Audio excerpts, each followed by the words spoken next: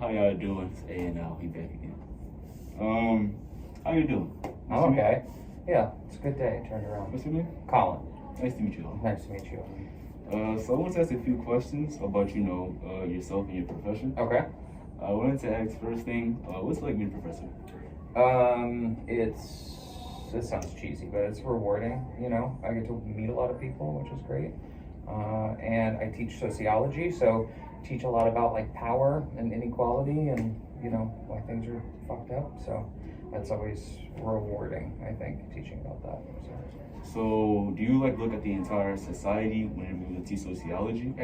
What is sociology specifically? It's the study of like societies, but so that's everything from the nature of like groups and interaction, but also the structure of society. So everything from government, but also like, you know, analyzing the mass media and stereotypes or patterns in the mass media. We analyze criminal justice system and mass incarceration, transphobia, racism, sexism, right?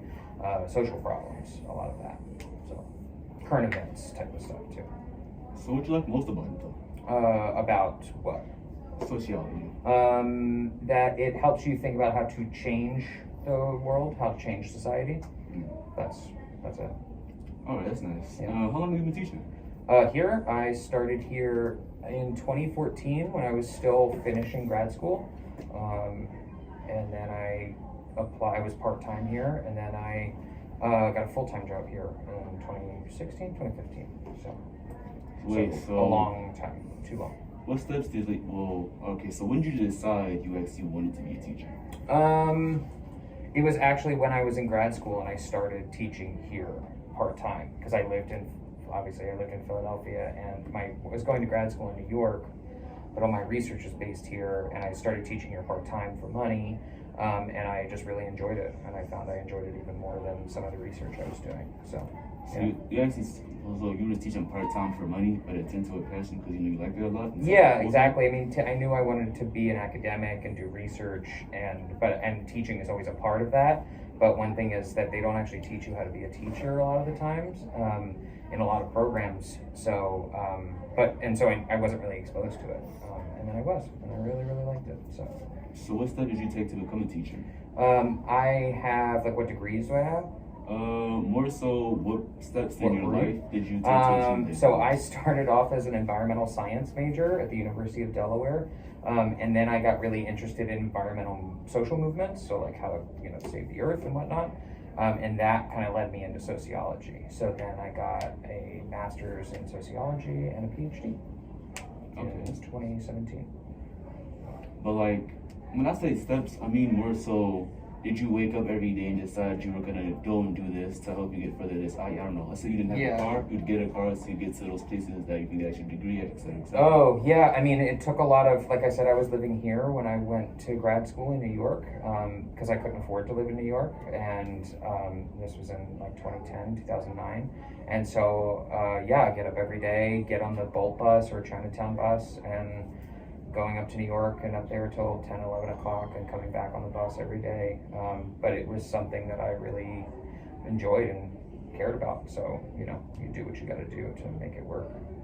That's nice. Yeah. So how did you find out this is the passion that would you would never stray from? Because you had many, chances to get something else, but you didn't.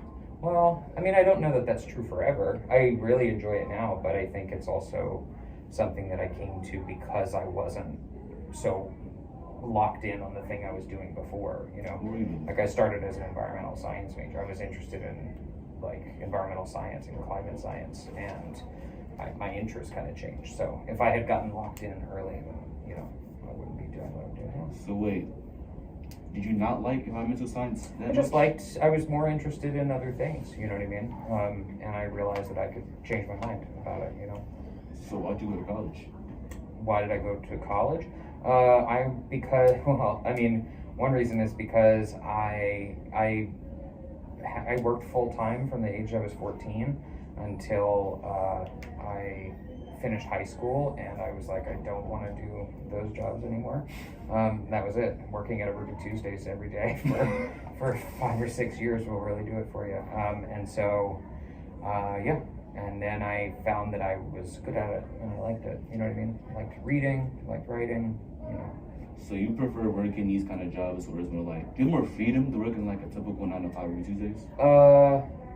Yes and no. I mean, in this job, you know, you have to be at places at certain times, just like those jobs. But, you know, a lot of like that kind of hourly work, a lot of times you don't take it with you home. You know what I mean? Like you don't have to think about it. But like I'm on call all the time, you know, getting emails from students and creating, you know, it's like a 24-hour kind of job in some ways. So, you know, I'm not in one place from 9 to 5, and I have a lot of room to choose when I work, I guess, you know, when I do grading, and I can do it, you know, while on vacation or something. But it's like in your head all day. You know what I mean? You're always thinking about it. You got to be organized and prepared, and, you know. So this is a job you actually like, and like it has more freedom than like your obvious job. But however, there's still some things you have to adhere to, you know, structurally speaking. Yeah, for sure. Yeah, absolutely. There's things like, well, even this right now, it's like office hours. I have to be, you know, to meet students at certain times. But I find that these days, a lot of students just want to meet virtually or on the phone.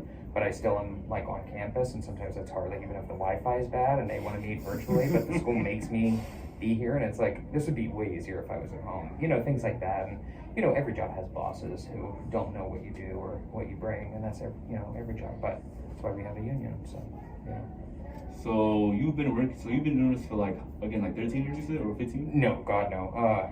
No, like 6. I think, 6 or years, 7. right? Yeah, right. Since 2015. Yeah.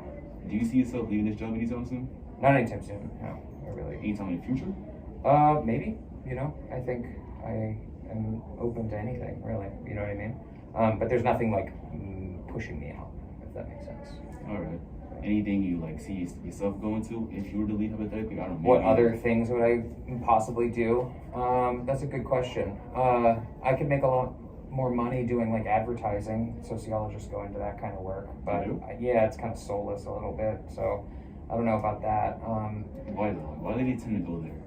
Because it's the same skill set, right? Knowing about people, Wait, so and advertising culture, and sociology, they like. they're similar. It's like I've heard it described as advertising as weaponized sociology. It's like, you know, marketing at people, like right where they are and knowing what's going on in their heads. But I really like teaching. You know, another job might be like in research of some kind. Sociologists and psychologists work for a lot of big companies.